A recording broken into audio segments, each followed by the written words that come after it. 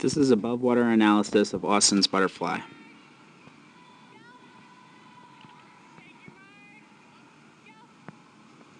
As we discussed before, we like to see a tighter streamline entering the water.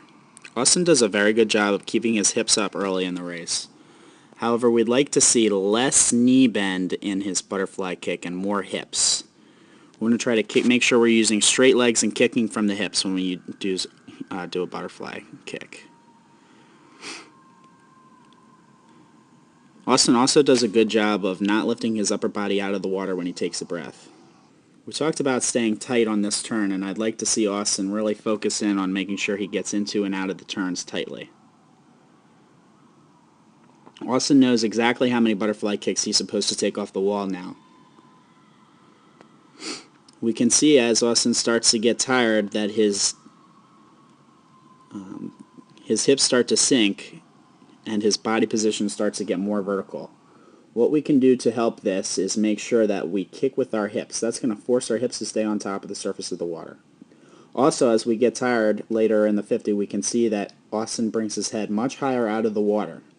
That's forcing his body to get more vertical. Making sure we just lift that chin and keeping our upper body closer to the surface of the water is going to help us with our efficiency in the long term of the race.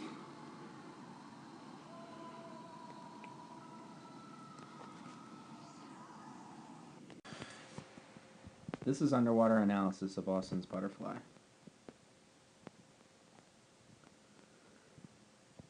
As we can see here, Austin does a great job of keeping his body position high in the water and keeping his hips very high in the water. What we would like to see, though, is making sure that Austin tries to use his hips more for kick. We don't want to see his knees get close to 45 degrees here. They should be much straighter and allow his hips to do all the power or generate all the power for his stroke.